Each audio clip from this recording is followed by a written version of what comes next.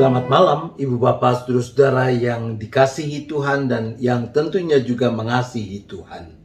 Kita kembali berjumpa di dalam persekutuan syafaat malam pada malam hari ini.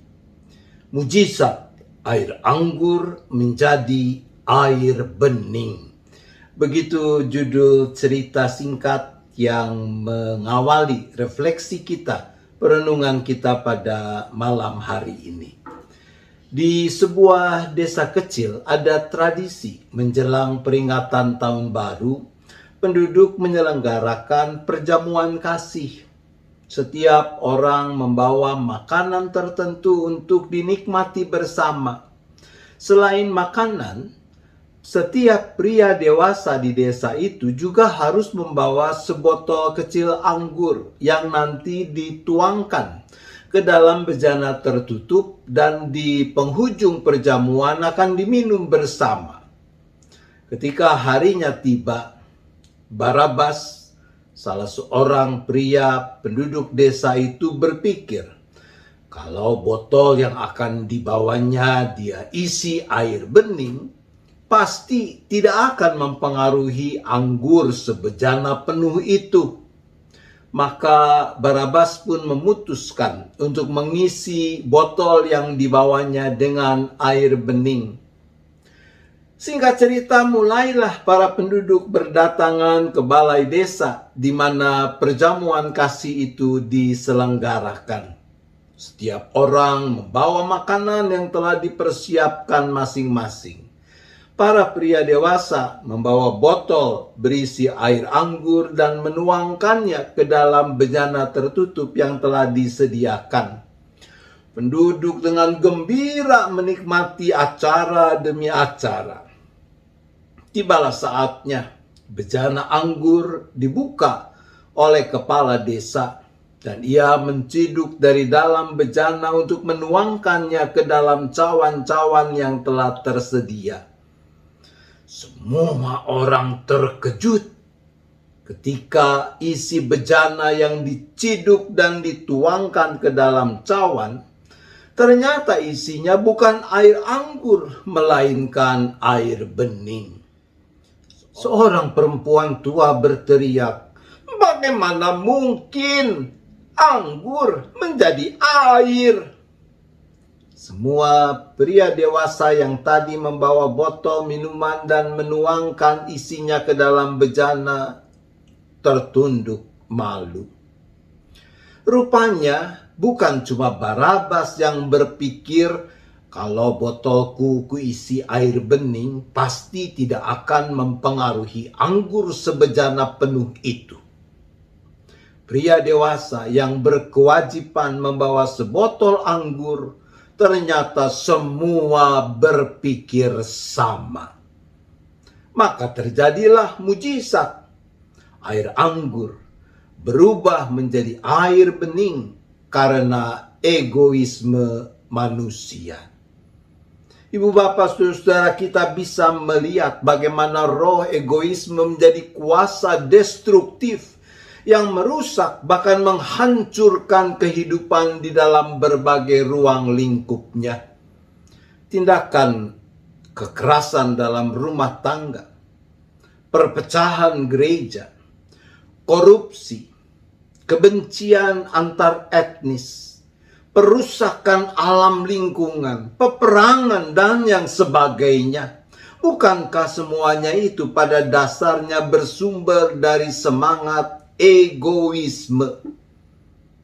Sebaliknya dari memberi diri dikuasai oleh egoisme, Yesus memilih jalan pengosongan diri.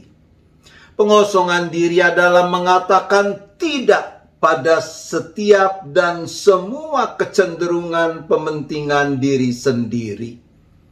Pengosongan diri adalah juga penundukan kehendak diri pada kehendak Allah. Itu yang Yesus pilih dan praktikkan. Filipi pasal 2 ayat 5 sampai dengan ayat 8 mengatakan, "Hendaklah kamu dalam hidupmu bersama menaruh pikiran dan perasaan yang terdapat juga dalam Kristus Yesus, yang walaupun dalam rupa Allah tidak menganggap kesetaraan dengan Allah itu sebagai milik yang harus dipertahankan, melainkan telah mengosongkan dirinya sendiri dan mengambil rupa seorang hamba dan menjadi sama dengan manusia. Dan dalam keberadaan sebagai manusia, ia telah merendahkan dirinya dan taat sampai mati, bahkan sampai mati di kayu salib. Ibu bapak saudara-saudaraku, bukankah itu semangat, itu roh yang didemonstrasikan oleh Yesus yang kita perhatikan, yang menjadi fokus perhatian kita di dalam masa raya Paskah yang baru saja berpuncak pada peringatan kebangkitan Kristus hari Minggu yang lalu. Hanya ketika kita mengikuti jalan pengosongan diri sebagaimana yang Yesus praktikkan, maka kehidupan kita bisa menjadi tanda-tanda kehadiran kerajaan Allah, yang akhirnya memungkinkan terwujudnya kondisi dalam nama Yesus bertekuk lutut segala yang ada di langit dan yang ada di atas bumi dan yang ada di bawah bumi, dan segala lidah mengaku Tuhan Yesus Kristus adalah Tuhan, bagi kemuliaan Allah Bapa. Tuhan menolong kita. Amin. Mari kita berdoa. Bapa di sorga, ampunilah kami sekiranya di sana sini kami lebih suka memberi diri dikuasai oleh roh egoisme ketimbang pengosongan diri sebagaimana yang Kristus praktikan. Ampuni kami kalau karena itu kehadiran kami tidak membawa damai sejahtera sebagaimana yang Tuhan inginkan, tetapi yang sebaliknya menimbulkan perpecahan, sakit hati, kebencian, dan sebagainya. Ya Bapa, bangkitkan dalam diri kami kemauan dan kemampuan untuk mau mengikuti teladan Yesus, melakukan pengosongan diri, mengatakan tidak kepada segala dan setiap hal yang menghadirkan kecenderungan egoisme, dan kesungguhan kami untuk mau dengan segala ketulusan menundukkan kehendak diri pada kehendak Tuhan, agar dengan demikian nama Tuhan makin dipermuliakan. Maka saat ini ya Bapa, sehati kami datang, kami berdoa untuk keberadaan umat manusia di muka bumi, untuk terwujudnya kedamaian dan perdamaian dunia. Untuk itu kami berdoa.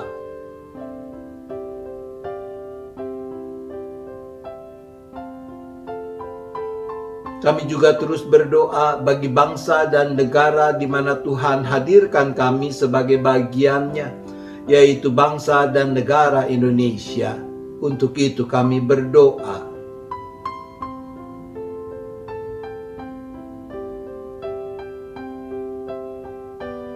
Kami berdoa bagi orang-orang yang sedang ada di dalam kesesakan, baik itu karena bencana-bencana alam yang menimpa mereka, maupun bencana akibat ulah manusia, kejahatan, peperangan, penindasan, dan yang sebagainya. Untuk itu kami berdoa.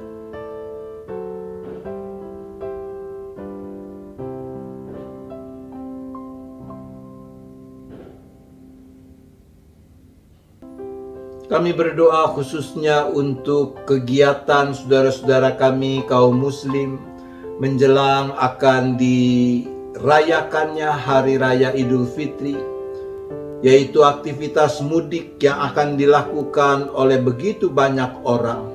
Kami berdoa bagi keselamatan mereka, bagi ketertiban perjalanan-perjalanan yang akan dilakukan.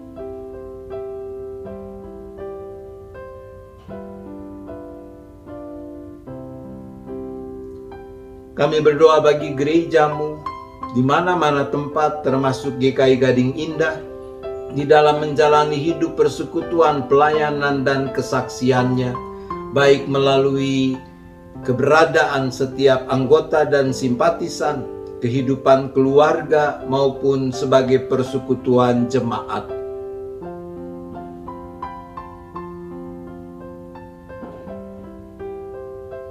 Kami juga menyerahkan keberadaan setiap anakmu, seisi keluarga masing-masing dengan rupa-rupa pergumulan yang dihadapi.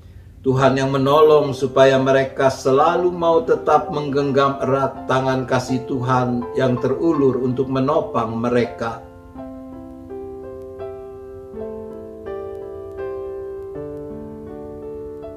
Kalau sebentar kami akan beristirahat, maka kami menyerahkan lagi seluruh keberadaan kami ke dalam tangan pengasihan-Mu. Biarlah Engkau yang memeliharakan kami, menjauhkan kami dari segala mara bahaya malapetaka. Kami boleh beristirahat dengan cukup dan besok menyambut hari baru dengan penuh syukur, dengan penuh sukacita untuk makin memuliakan nama-Mu. Terima kasih ya Bapa. Kami bersyafaat hanya di dalam nama Tuhan Yesus Kristus. Amin. Selamat malam Ibu Bapak Saudara. Selamat beristirahat. Tuhan tetap beserta kita.